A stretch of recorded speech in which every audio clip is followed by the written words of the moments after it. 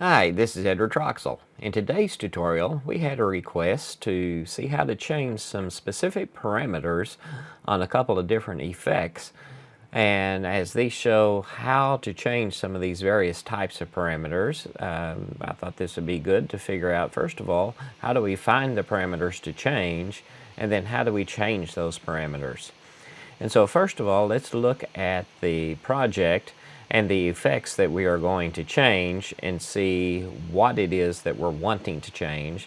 Then we'll see how to find what it is we're wanting to change, and then we'll see how to actually change them. So first, let's take a look at the project. For this project, I just have a single event on the timeline. We've got one video event, one audio event, and on the video event we have two effects added. First of all, we have a white balance effect, and this one we wanted to see what happens when we check the equalize histogram checkbox. If you can see, there's a slight difference. It's a little bit warmer of an image with it checked than it is unchecked. We're going to start with it unchecked, and we're going to have the script check it. And then we're also going to have a cookie cutter. The two things that we're going to change, first of all, is the repeat X and the repeat Y. We're going to change both of those values.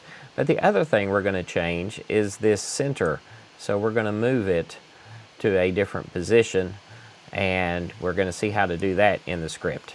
So now that we know what it is we're wanting to change, we need to find some additional pieces of information. We know what they're called on the screen. Now we need to find out what they're called inside the effect. And then once we find out what they're called inside the effect, we also need to find out what type of parameter it is. And so we need to run through a little program here that's going to go through and check to see what parameters are available, what are the name of the parameters, and what type of parameter is it. And this will give us the information that we need to do the real script. So this script is just a simple one that will let you go through and look at any effect that is on a clip, and it will tell you all of the parameters that are on that event. And so we've done this before, but it's worth repeating here. So let's take a look at this script. Here's this script. I'm going to start by creating a string and setting it to nothing. And then for each track, my track and my Vegas.project.tracks, if it's a video track, then I'm going to look at for each video event in my track.events. And then for each event in there, I'm going to go through each effect called EFF in video event.effects. Now I'm going to set my S to the effect description, the effect plugin unique ID, and then go to a new line. If this is an OFX effect, then I'm going to get the OFX effect, just called OFX, from EFF.OFX effect. Then for each OFX parameter, which I just called parm, in OFX parameters, I'm going to add to my string the parm.label, the parm.name, the parm.parameter type, and then add a new line.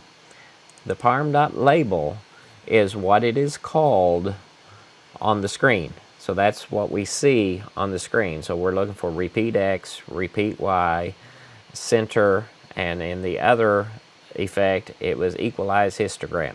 And then the parm name is what it's called actually inside the effect. This is the name we're actually going to search for. When we go to search for this particular parameter, this is the name we want. Then once we have all the parameters, we're going to display this value. So given what we have on the timeline, let's see what this shows us.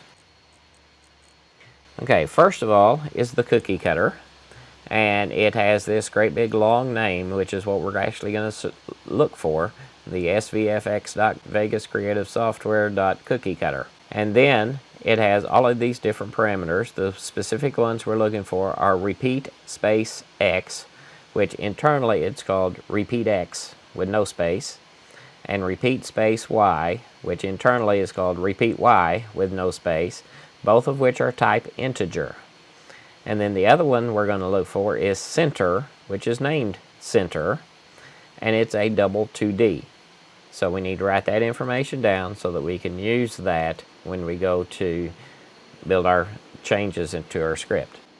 Then the other one is white balance. It's got the svfx.com .vegascreativesoftware.white balance, which is what we're going to search for. Then the one particular parameter that we're going to change is the equalize histogram. So we see that next to the bottom here. But it says its name is has data. So that's what we're actually going to search for, is has data. And we can see it is of type Boolean. So now that we know the names of the effects so that we can easily search for them, we know the names of the parameters so that we can find them, we just need to learn how to set the new values that we want for those parameters. So let's make our quick modifications here to the script, and we will see how to set these values. So to change these values, I'm still going to go for each track, my track, and my Vegas.project.tracks, check to see if it's video. If it's video, then I'm going to get the video event in my track.events. I'm still going to look for each effect, EFF, in video event.effects. I'm still going to check to see, is it an OFX effect?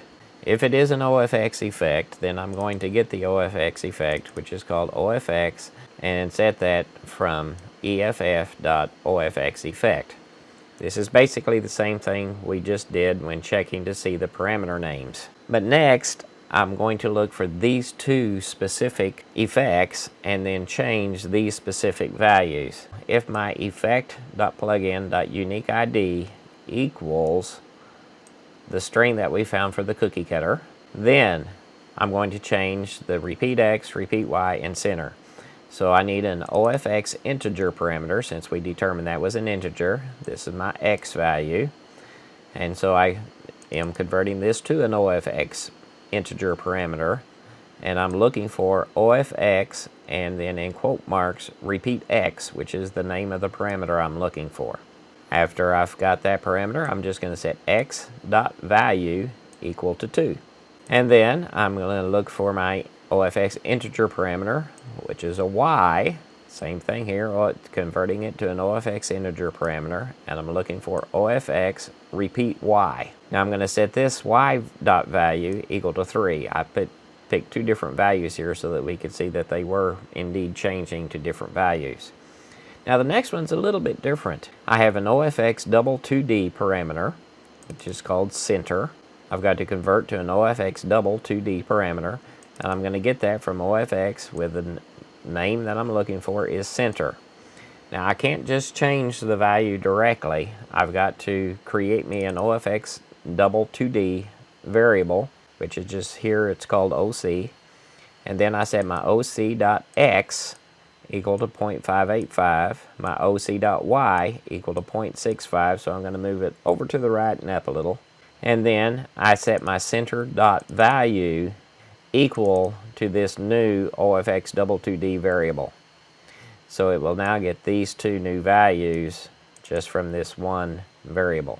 So now that we have our cookie cutter adjusted, we need to go in and adjust our white balance effect.